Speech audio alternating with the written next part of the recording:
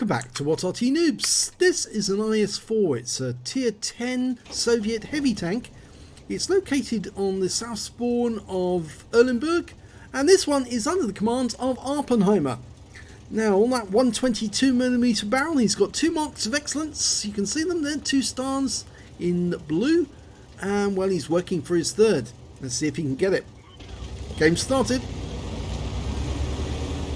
Well, the IS-4 is a rather sluggish brother to the IS-7. Yes, the IS-7 is quite a nimble heavy tank. This one, well, not so. Its actually development was alongside the IS-3 at the same time, and well, the IS-3 beat it to the punch and was actually put into production. The IS-4 was waiting for the IS-3 production line to finish before they started building this one. The 122mm gun is, well, fairly accurate, but hasn't got the punch of the 13cm gun you get on the IS-7. But the turret is very much similar. Unfortunately, although it's very good frontally against shots from the enemy, it's, as you can see, he's taken around there and bounced around from the 277 and bounced another round. The hull is not so great. It's a bit porous. Puts a round into the Jaegeru, bounces the round, came back. That kind of shows that the turret is quite strong frontally. He's bouncing rounds that are just literally flying off the turret. Puts one into the side of the Jaegeru, who's almost out of health now. He's jockeying for control of this rock. He's fighting the guys up on the hill as well as that wanting to get the Jaegeru. Puts a round through the E50. Fixes his tracks and takes another round in the tracks from the E50. Oh, that was unfortunate there. The 277 on his team took an unfortunate round that came from those guys in front of Awppenheimer. He's going for the MX-30. Puts a round straight through him. Bounces the round that came back. You can see whilst he's moving about like this, he's actually causing their shells to actually bounce off him. So it does help that you do this, because it really does improve your ability to withstand shells. He's just blocked a shell from the IS-2 too. In fact, that was a double shell that was blocked from him. Now, the Jaegeru did go down, but he's trying to turn around, and it's a bit difficult with this wreck of the 277, so he's pushed it to one side, turned his back to the enemy, and is now moving into the street. Well, there's a 277 there hiding behind the Jaegeru's wreck, and he's trying to side scrape off that wreck. Pulls out, puts one in, but it doesn't go through. Bounces off, the angle wasn't right. Or it actually didn't bounce off, just didn't pen. Going for the cupola. Yeah, that one went in. 480, the round that came back bounced off. So you can see so far, the armour has actually been shown to be rather good at the front of this tank. Puts around through the lower plate of the 277, who's still a 2-shot. So this tank is quite good, but it's just not as fast and as nimble as the IS-7. So it's almost like a second class IS-7. Now this 277 is about to find out, well, one more shot and he's out the game. And I think he knows it. Awppenheimer's loaded the heat, and he means business. Oh, that one went into the wreck. So he didn't get anything off that at all, and he did lose hit points to the Object 277. In fact, 2 enemy shots from that 277 have gone in, but he is now one-shot that 277, so one more shot round the corner and put a round in.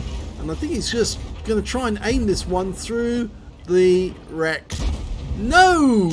Didn't penetrate, but the 277 didn't pen either, so he's trying to get behind the guy. No, that one went off the wreck again. This is very unfortunate, but he is getting a lot of damage. This should be the kill shot. Bye bye.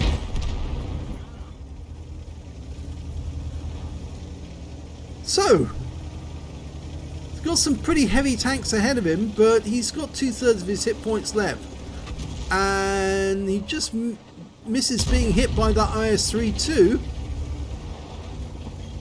Now I wonder if is he going to sit here and have a go at that IS-3 too, using the wreck as cover. He backs up as much as he can, trying to side scrape to get the perfect position. The IS-3-2 is now firing HE at him. He's given up trying to penetrate the armor on this vehicle with standard ammo, so he's decided he's going to fire HE and get the damage that way. Awppenheimer fires a round straight through the E50, but bounces the round that came back. 461 off that one. I didn't actually mention the damage that this vehicle does. It does actually 440 alpha. At least I think I didn't mention it, but it's 440 alpha from the 122mm gun. Right, he's going for the IS-3-2. Yep, puts one through his side. He's a one shot. No, he's a two shot. Just a two shot now. Is he poking out? He's getting ready to shoot. Just on the edge there. He can't get a solution, but the E50 put a round through the side of his turret. Unfortunately, he can't get the aim dialed in fully. Goes to the IS-3-2. Didn't penetrate that one. Did lose some damage again to the HE rounds that guy's firing. I think he's probably never come up against an IS-4 before. Oh, Death Star! And the Death Star's name is I Hate All Arty. Well, I'm sorry, but there's a lot of players on this channel who love Arty. And, well, they'll be very happy to see your demise.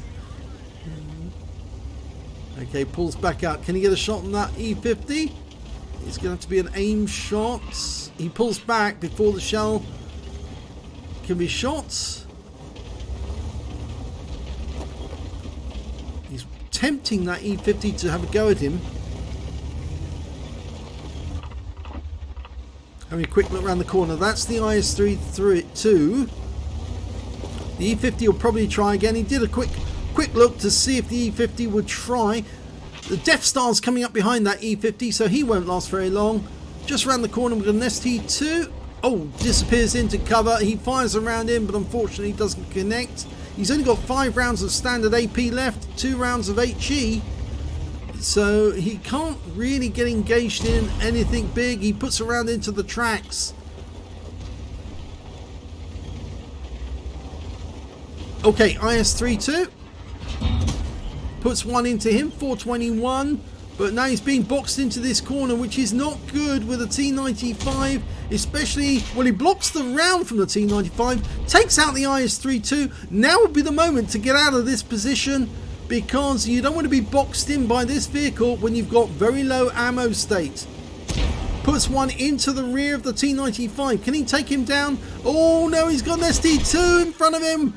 The T95 goes down, taken out by our Death Star, fires one into the observation port. The ST2 goes down, taken out by the FV4005.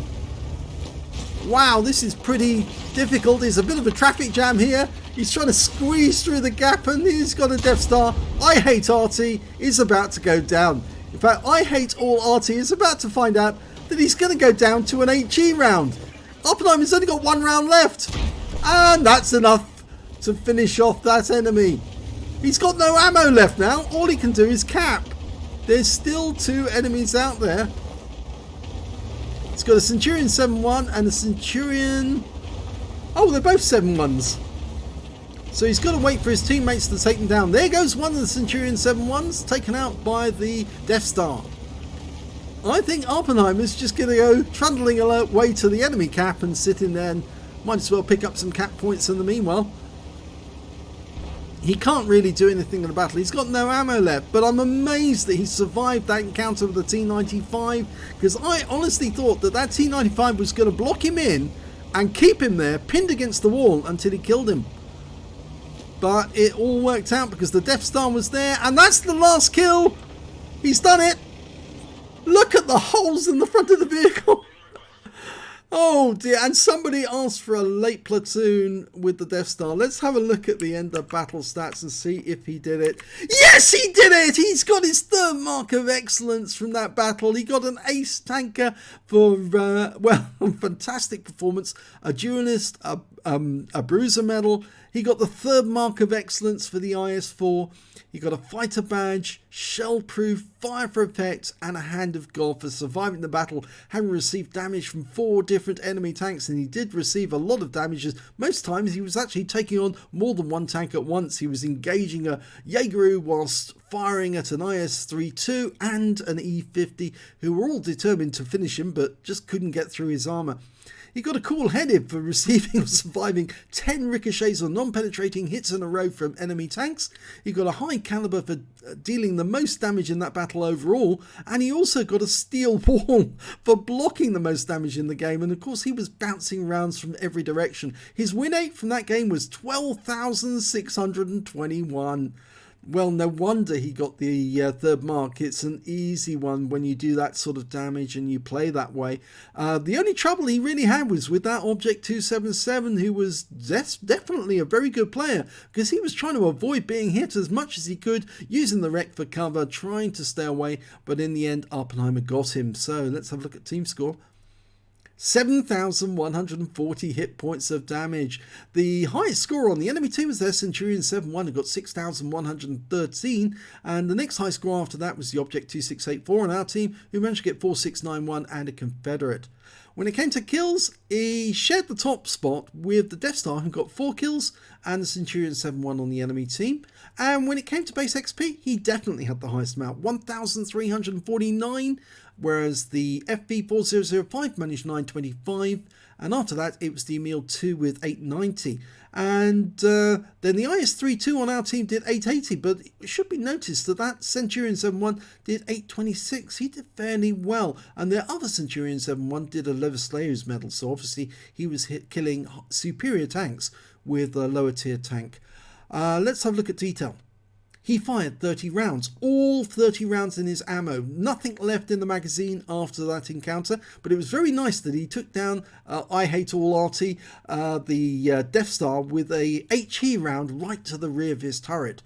25 direct hits, 18 penetrations, 1 splash, damage of 7,140 hit points, all of it at close encounters.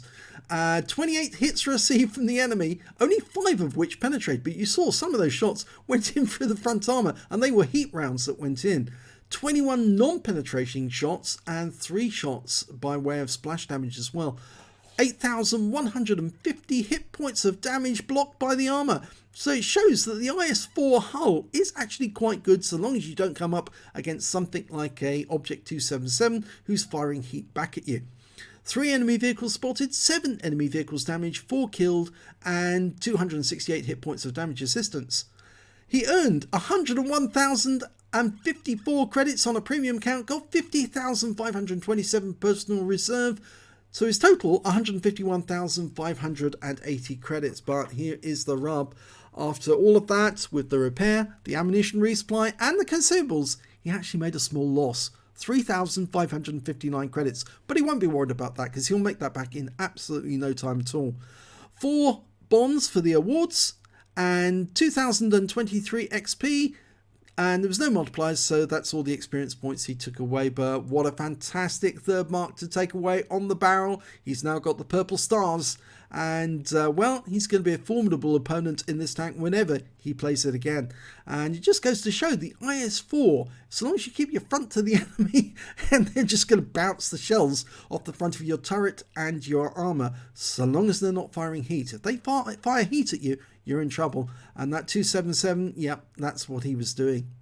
So well done, Awppenheimer, and thanks very much for sending in the replays as usual. We love to cover these replays because it just shows you what a tier 10 tank can do, and they're very enjoyable because they're all in action.